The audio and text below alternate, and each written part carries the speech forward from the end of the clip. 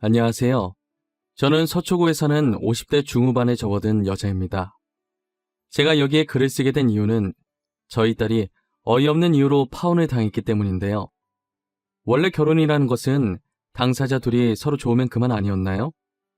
아직도 집안 배경이라는 것이 중요한 세대인가요? 집안 배경 때문에 결혼 반대한다는 것은 다 옛날 말인 줄만 알았어요.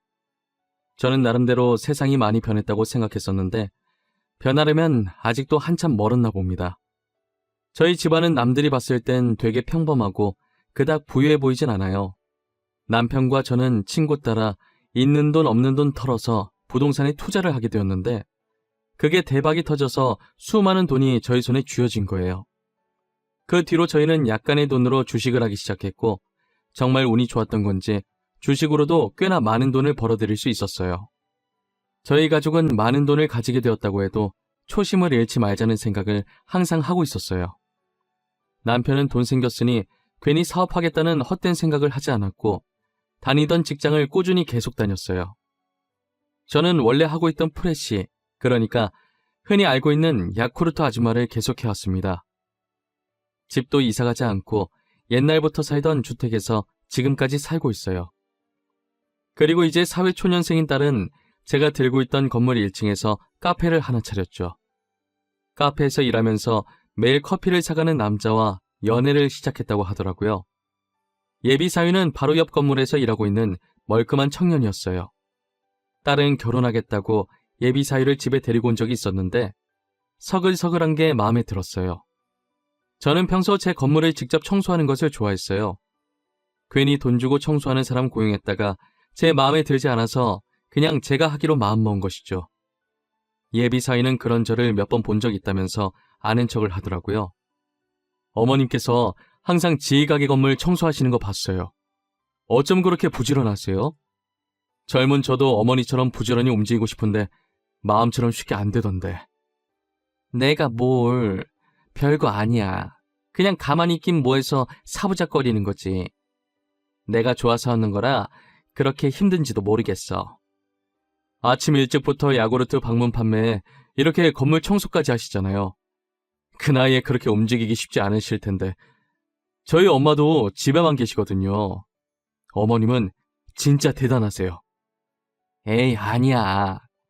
나한테 지금 잘 보이려고 일부러 계속 이러는 거지? 안 그래도 돼. 그러지 마. 나 진짜 너무 부끄러워. 부끄럽다고 그만하라고 하긴 했지만 저를 치켜 세워주는 예비 사이가 싫지는 않았어요. 아무리 빈말이라도 요즘 친구들은 저렇게 말을 잘 못하잖아요. 제게 노력하려는 게 보여서 예비 사위의 첫인상은 아주 좋았습니다. 저희 남편도 아무 말 안 했지만 예비 사위를 마음에 들어하는 것 같았어요. 그렇게 저희 딸도 예비 사위 집에 인사드리러 갔다 와서 상견례를 하기로 했습니다. 딸이 시부모님이 되실 분들도 예비 사위 못지않게 성격이 좋아 보이셨어요. 두 분께서 되게 인자한 미소로 저희를 반기고 계시더라고요. 첫인상이 너무 좋아서 저런 가족이라면 우리 딸을 믿고 맡겨도 되겠다는 생각을 하고 있었어요. 하지만 말하면 말할수록 어딘가 이상한 느낌이 들더라고요. 우리 아들에게 사돈에 대해서 많이 들었습니다. 사돈 어른께서 자동차 관련해서 일을 하고 계신다던데 자금이 많이 들어가겠어요. 저희 회사가 아무래도 큰 편이라 자금이 많이 들어가긴 하겠죠. 저도 정확히 얼마나 들어가는지는 모르겠네요. 근데 왜 물어보시는 건지. 아니에요. 그냥 한번 여쭤본 말이었어요. 보통 자금을 여유분까지 넣어놓고 계신가 봐요. 정확한 금액을 모르시는 걸 보니. 네, 아무리 일 잘하는 사람이라도 실수할 때가 있잖아요. 결제일을 착각할 수도 있는 거고 그것 때문에 회사가 망할 수도 있으니 여유 자금을 미리 넣어놓는 편이더라고요. 그렇군요. 회사가 제법 체계적이네요. 결제일 착각해서 망할 일은 없겠어요. 제가 초면에 질문이 너무 많았던 것 같네요. 얼른 식사하시죠. 예비 안 사돈이 계속 남편한테 저희가 엄청난 사업을 한다는 것처럼 이야기하는데 저는 그냥 제가 잘못 알아들은 건가 싶어서 깊게 생각하지 않고 그냥 넘어갔어요.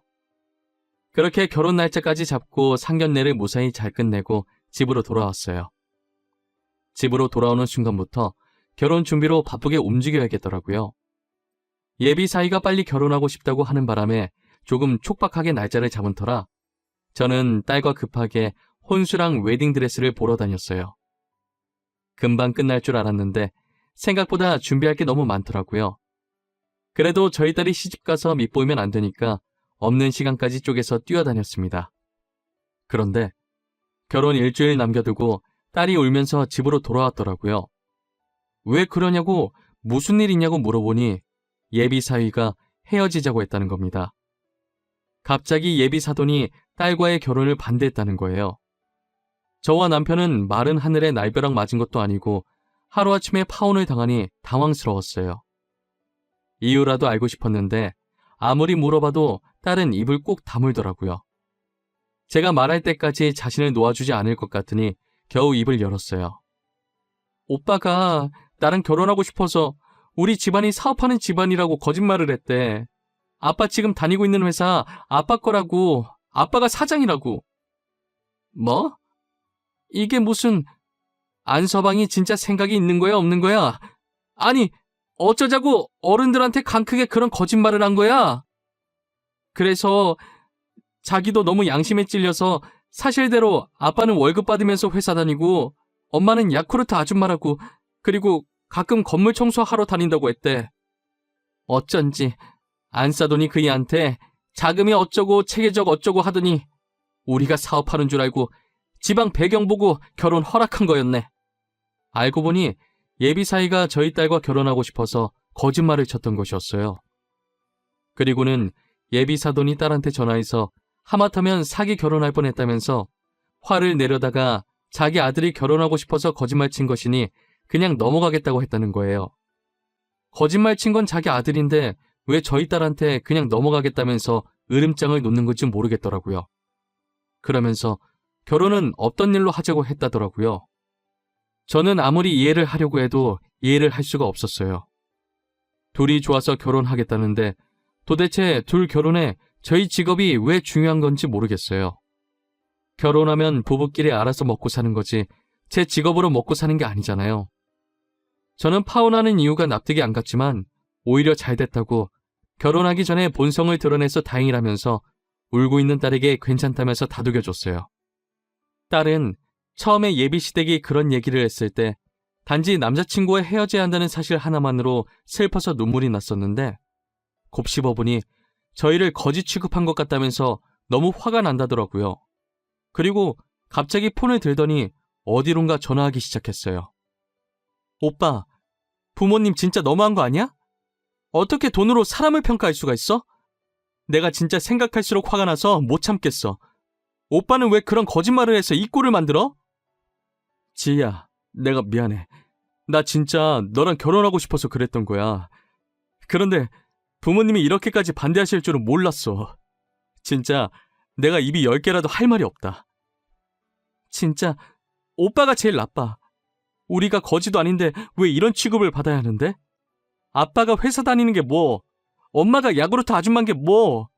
그게 그렇게 나쁜 직업이야? 나쁜 직업은 아니지.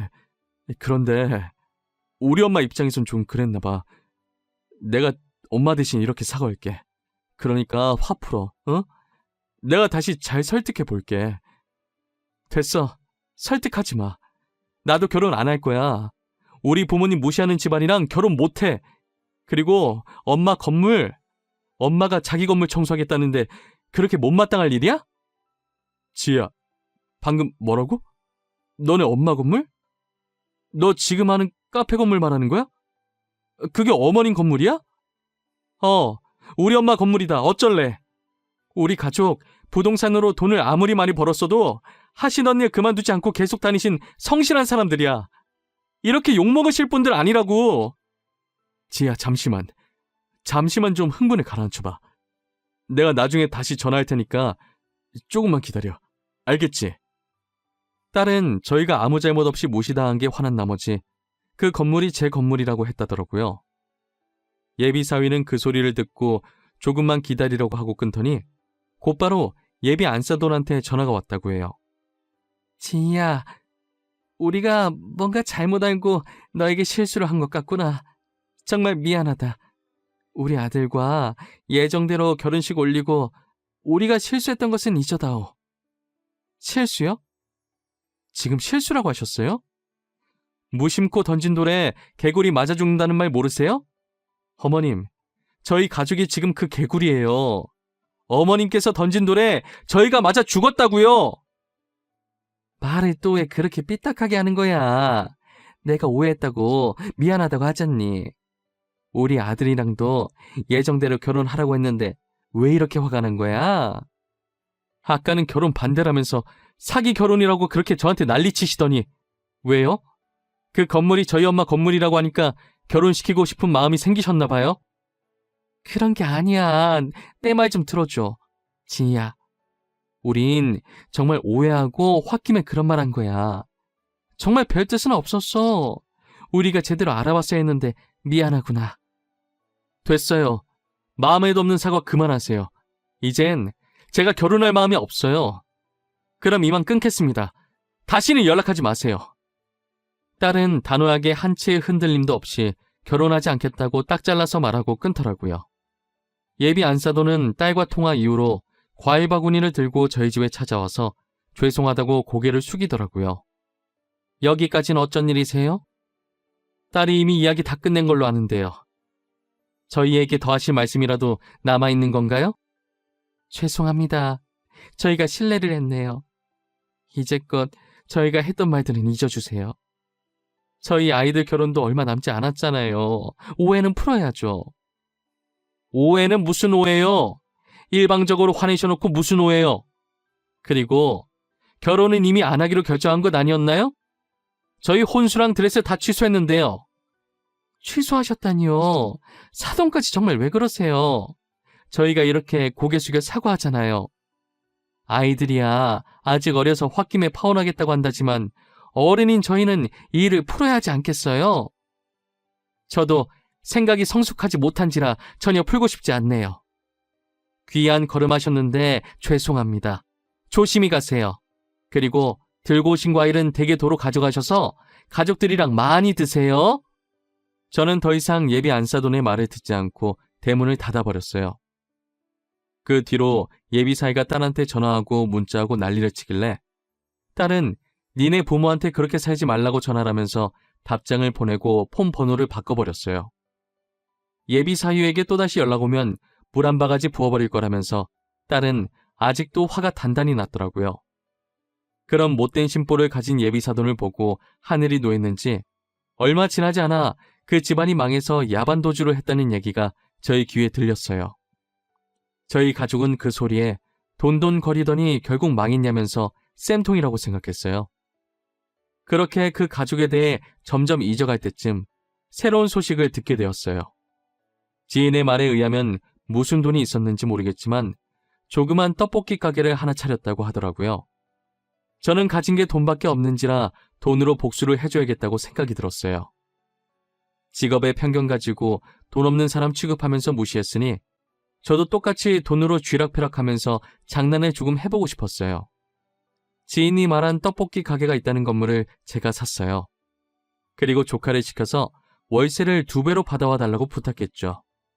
이모, 내가 다음 달부터 월세 2배로 달라고 하니까 돈 없다는데? 나보고 건물주 만나게 해달라네? 자기가 한번 부탁해보겠다고. 이모 어떻게 할까? 그래? 나한테 부탁해보겠대? 지금도 같이 있어? 그럼 내가 지금 너한테 주소 하나 보낼 테니까 내일 거기로 오라고 말해. 방금 주소 문자로 날라왔네. 알겠어. 이쪽으로 가라고 할게. 다음에도 부탁할 거 있으면 말하고. 저는 조카의 말을 듣고 딸이 일하는 카페 주소를 적어서 보내줬어요. 그리고 다음날 여유롭게 창밖을 보면서 커피를 마시고 있는데 입구에서 살짝 경직된 채로 서 있는 예비 안사돈을 보게 되었죠. 그러더니 떨리는 손으로 문을 열고 두리번거리기 시작하더라고요. 여기가 제 딸의 카페인 걸 아니까 건물주가 어느 정도 저라는 느낌이 들었을 거예요. 아니나 다를까 저랑 눈이 마주치더니 살짝 뒷걸음질을 치더라고요. 오랜만에 다시 보게 되니 꼴이 많이 아니었어요. 예전엔 온몸에 명품을 휘감고 있더니 지금은 다 낡은 옷을 입고 있더라고요. 저는 손을 흔들며 여기라면서 월세 때문에 온 거 아니냐고 말했어요. 예비 안사돈은 어쩔 줄 모르겠다는 표정으로 쭈뼛거리며 제 앞에 앉았어요. 커피 마실 거냐고 물어보니 대답은 하지 않고 고개만 절레절레 흔들더라고요. 질질 끌 필요 없으니까 본론부터 얘기할게요. 다음 달부터 월세 2배로 올릴 생각입니다. 조카한테 들어보니까 월세 낼 돈이 없다고 하시던데 돈 없으면 나가주셔야겠어요. 사돈, 아직까지 저희한테 화가 많이 나신 건가요? 어떻게 해야 화가 풀리시겠어요? 저희 정말 반성 많이 했습니다. 지금까지 많이 뉘우치면서 살았어요. 꼴을 보니 반성 안 하곤 못 베기겠네요. 그런다고 익은 고기가 생고기로 돌아오진 않죠. 상처가 아물어도 흉터는 남아있어서 잊으려고 해도 잊을 수가 없더라고요. 저희를 용서하지 않으셔도 됩니다. 하지만 가게만큼은 건들지 말아주세요. 저 이 가게까지 잘못되면 저희 가족들 정말 길거리에 나앉아야 돼요. 제발요. 그러게 결국 이렇게 될 걸. 그때 왜 저희 딸한테 그리고 저희한테 상처를 주신 거예요? 저희가 뭘 그렇게 잘못했다고 어린아이에게 상처 주면서까지 매정하게 구셨냔 말입니다. 정말 잘못했어요. 저희도 그땐 부유함이 영원히 계속될 줄만 알았어요. 너무 어리석었던 거 잘 압니다. 저도 지금 후회하고 있어요. 이미 늦었어요. 저는 용서해줄 생각이 전혀 없거든요. 돈 없으면 다음 달부터 당장 가게 빼세요. 이만 가볼게요. 저는 예비 안사돈에게 모질게 얘기하고 카페를 나왔습니다. 제가 나가고 난 후는 어떻게 됐는지 몰랐었는데 예비 안사돈이 카운터로 가서 음료를 만들고 있던 딸한테 무릎을 꿇고 빌었다고 하더라고요. 딸은 본 척도 하지 않고 만들고 있던 음료를 마저 만들었다고 합니다. 쪽팔린지도 모르는지 계속 그렇게 무릎 꿇고 있길래 딸은 이제 일어나라면서 하루 종일 자기 앞에 이러고 있어봤자 자신은 제 마음을 돌릴 힘이 없다고 말했다고 하더라고요. 결국 예비 안사돈은 아무것도 해결하지 못한 채 돌아갔고 얼마 후 가게를 뺐어요. 그 뒤로는 그 집안 소식을 들을 수가 없었어요. 아무도 모르는 곳으로 자취를 감췄다고 하더라고요. 모든 잘못은 부메랑처럼 자기 자신에게 돌아온다는 말 한 번쯤은 해보신 적 있으시잖아요.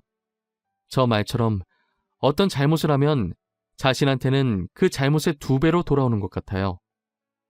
사람은 살면서 누구나 실수를 할 수는 있습니다.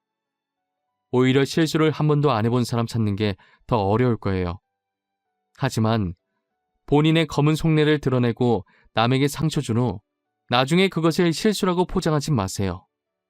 그것은 실수가 아니라 본인의 본래 인성이 그런 거예요. 검은 속내를 가지고 있다고 해서 무조건 본래 인성이 잘못됐다는 게 아니라 그걸 참지 못하고 남에게 상처 주면서까지 분출해내는 게 잘못이라는 거예요. 여러분들도 어떤 말을 할 때든 2번이고 3번이고 생각을 하신 후에 이 말이 세상 밖으로 나와도 누군가 다치지 않겠다 싶으실 때 내뱉으셨으면 좋겠네요. 제 이야기는 여기까지입니다. 지금까지 저희 이야기를 들어주신 모든 분들, 새해에도 늘 건강하시고 감기 조심하시고 하고 싶으셨던 일들이 있으시다면 모두 성공하는 한 해 되셨으면 합니다. 감사합니다.